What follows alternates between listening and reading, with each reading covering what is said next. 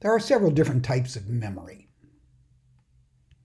The first category that we might think about is something called declarative memory. Declarative memories are memories that lend themselves well to being described by language. We can tell other people what is in our memory. We can use words to convey that information. And there's two different categories of declarative memory: episodic memory and somatic memory. Episodic memory consists of personal memories from your own life. Episodes, if you will, that's where the name comes from. So when you remember your high school graduation, when you remember the last vacation you took with your family, when you remember your sixth grade teacher, all of those are examples of episodic memories. They depend on a very specific time and place. Somatic memory, on the other hand, consists of information that you know about the world, but it doesn't depend on any particular time or place. It's not really an event from your own life. So, for example, you know that George Washington was the first president of the United States. You know that the earth revolves around the sun. You know that kangaroos are marsupials. All of those would be examples of things that are found in semantic memory. Cognitive psychologists are very interested in studying both episodic and somatic memory, and both of them are very rich topics of research in the field. In this course, we're going to focus more on episodic memory, but I did want you to know that somatic memory is an important part of what cognitive psychologists do. Your textbook is also going to make a distinction between something called implicit versus explicit memory. In explicit memory, you know that you're engaged in a memory task and you're consciously trying to retrieve information from your memory. For example, when you're taking one of the quizzes in this course, you're sitting there at your computer responding to a question, and you're searching your memory for information that will allow you to give the correct answer to the question, and you know that you're very much engaged in a memory task. In implicit memory, on the other hand, you're retrieving information from memory without really even being aware that you're doing that. Let me give you an example of this. Suppose I go to the grocery store and I'm shopping around, and that background music is playing and I'm not paying any attention to it. You know, the music, all of those old songs from the 1970s, they play them over and over again in a loop. Anyway, I do my shopping and I go home, and about 2 hours later, I find myself walking around the house whistling one of these old songs. I have no idea why I'm whistling this song, but the reason it's happening is because I heard it 2 hours earlier, and I'm now retrieving that melody from my memory. I have no idea that I'm engaged in a memory task, but I am. So if I'm retrieving memories without awareness, then I'm engaged in an implicit memory task. Procedural memory is memory for how to do things, how to perform actions, and it's often memory that doesn't lend itself very well to being explained in the form of language. So, for example, you know when you remember how to tie your shoes, or when you remember how to ride a bicycle, you're engaged in a procedural memory retrieval task. But it's pretty hard to explain to somebody else how to tie their shoes or how to ride a bicycle just by talking to them about it. It's almost as if the memory is in the muscles, and it's not something that lends itself very well to language. The kind of memory that causes most of us trouble is something called prospective remembering. This is remembering to do something in the future. So, for example, when you fail to show up for the appointment you had with your advisor because you forgot, that's a failure of prospective memory.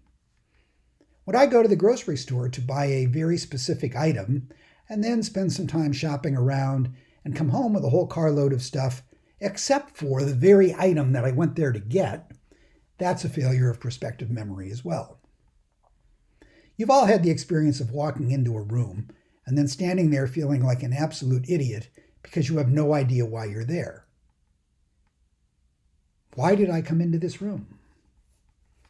When I ask my classes what they do in that situation, they almost always reply that the first thing that they do is to walk back to where they were before they went into the room, in the hope that there will be some cue there that will remind them about why they engaged in that memory task or why they walked into that room. Here's a very tasteless cartoon about prospective remembering, but it was the only one I could find quickly, so I'll let it speak for itself.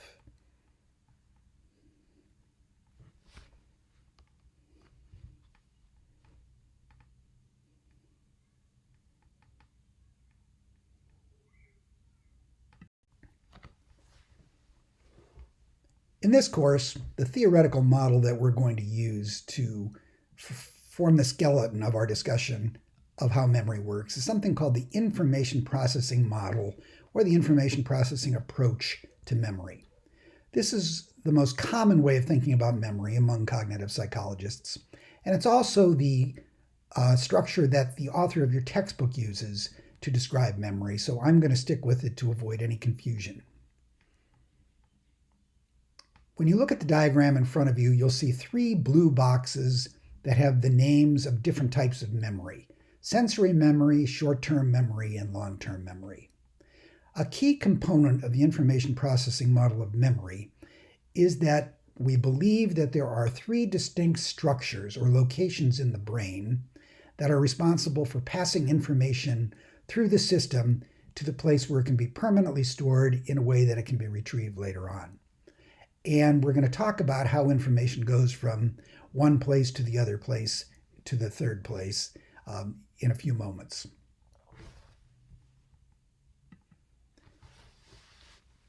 There are also some key processes that happen while this information is being passed around. So we're going to talk a little bit about selective attention.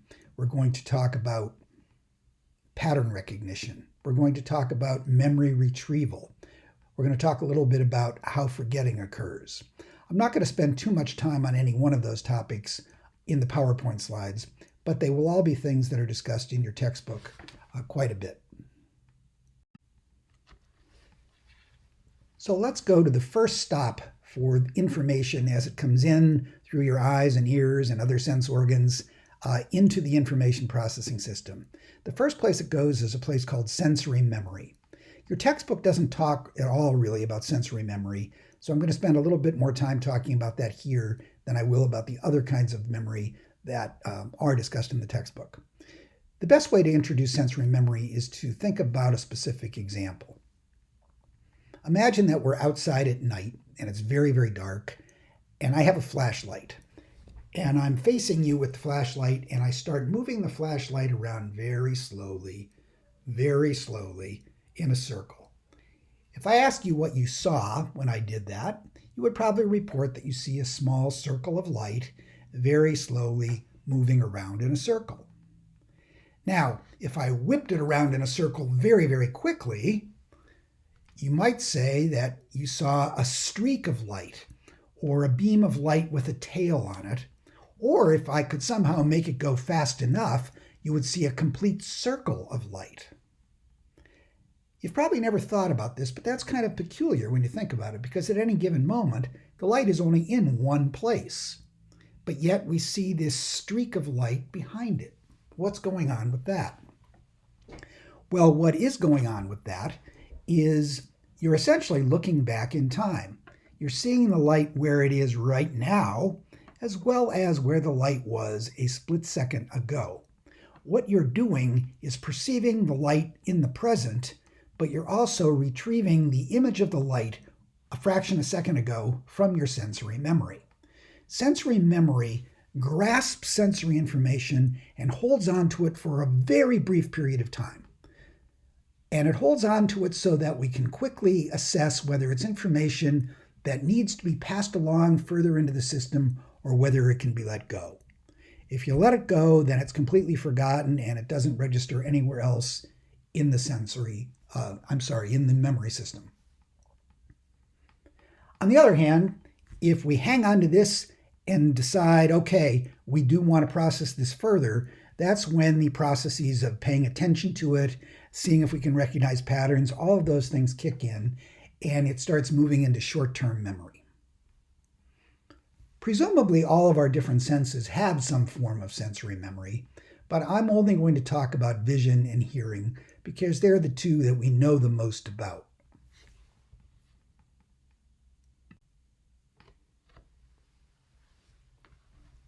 Let's start with visual sensory memory.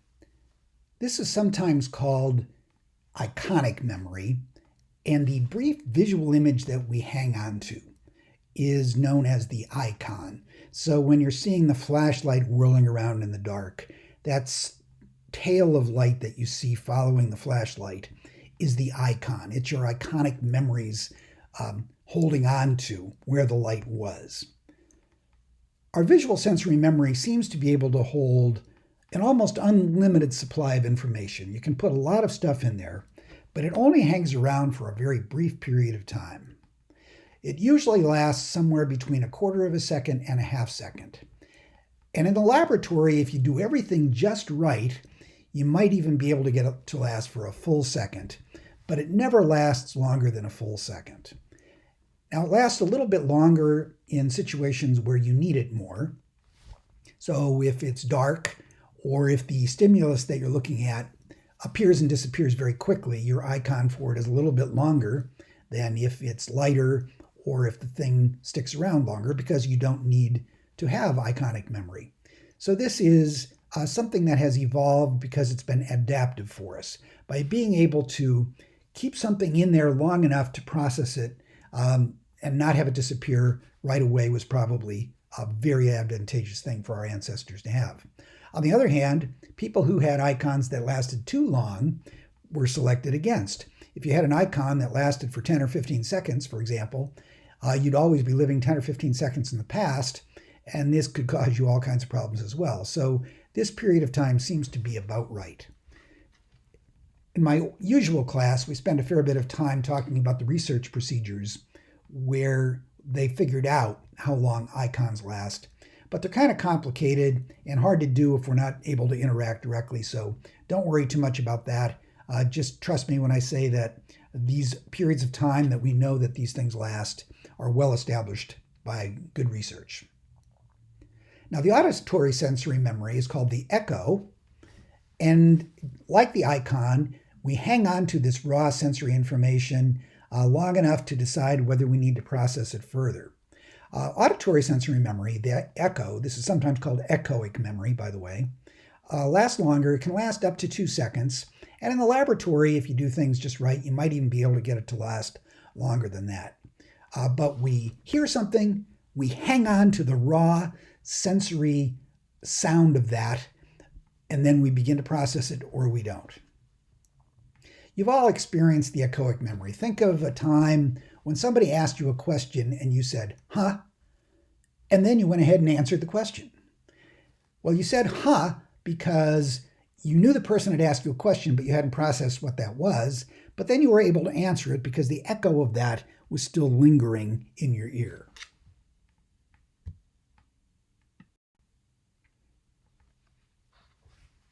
If information gets passed along from sensory memory, it means we have paid attention to it, and we have either recognized a pattern or are recognizing that it's a new pattern that needs to be processed, in which case we move it along to short-term memory.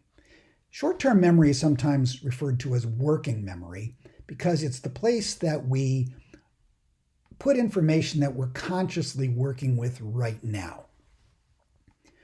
The difference between short-term and long-term memory has sometimes been compared to a workshop, where the short-term memory is the workbench or the table where the tools are spread out and where we put things that we're working on right now. Long-term memory is represented by cupboards and cabinets around the edge of the room where things are stored and the doors are closed. But if we need to get something from long-term memory, we can go and open the right door, find the thing we were looking for, bring it over to the workbench and work on it. And then when we're done working on it, we put it back into the cabinet. So short-term memory is where we are working with things in the present. Long-term memory is where we keep them permanently stored. There are some consistent differences between short and long-term memory. First of all, short-term memory has a very limited capacity. It seems that we can store about 7 items. Psychologists talk about the magic number 7, plus or minus 2, because that's about the number of things we can keep in our short-term memory at one time. Your book will talk about some strategies like chunking, for example, that allow us to put more bits of information, more memory in there, but it's still being stored in no more than 7 bits. You just make the bits larger. Long-term memory, on the other hand, seems to have a virtually unlimited capacity. As far as we know, there's no practical limit on how much stuff long-term memory can absorb. But short-term memory, just about 7 things. We also forget things very rapidly from short-term memory. If we don't rehearse it, then it disappears in about 20 seconds. Most of the time, we lose stuff in short-term memory because new information comes in and interferes with it. So interference is the primary cause of forgetting in short-term memory. But even if there's no interference, the memory trace in short-term memory fades. It doesn't last around any longer than about 20 seconds unless you rehearse it. Long-term memory, it doesn't seem like we really ever forget anything from there. You may not be able to retrieve it. There are all kinds of reasons why stuff can be in there and you can't find it, but it's not like we really forget it.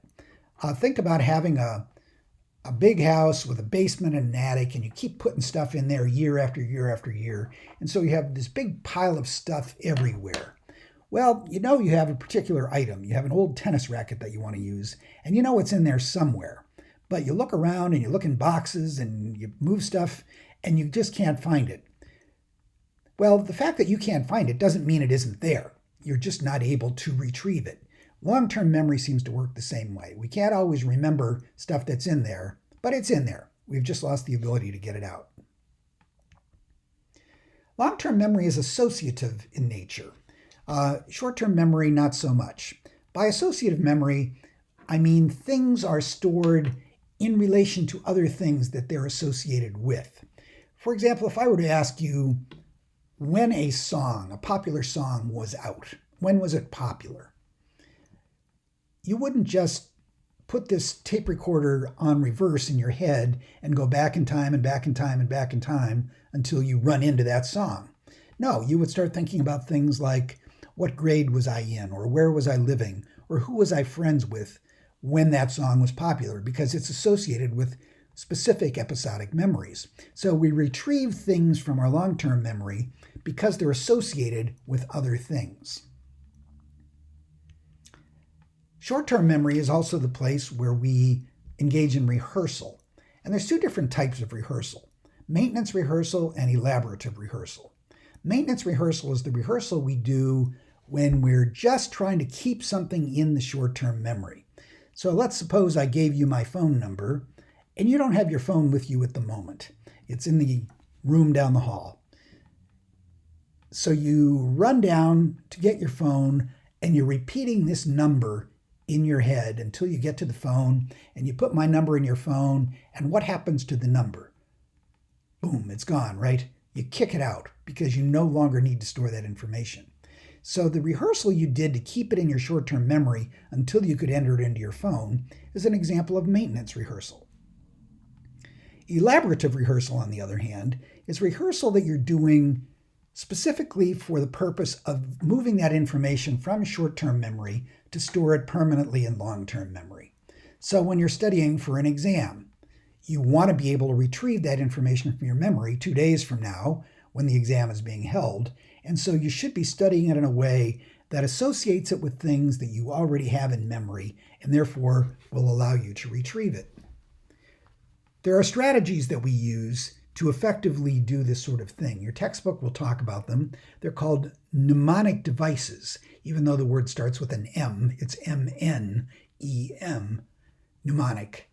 So anyway,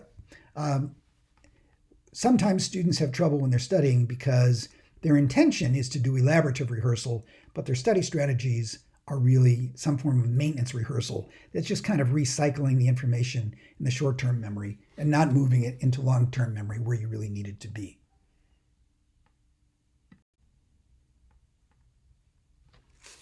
And so, in the reading that you do for this module of the course, you're going to be journeying through this information processing system. You're going to find out how information gets from point A to point B, why we forget things, why some ways of retrieving information work better than others.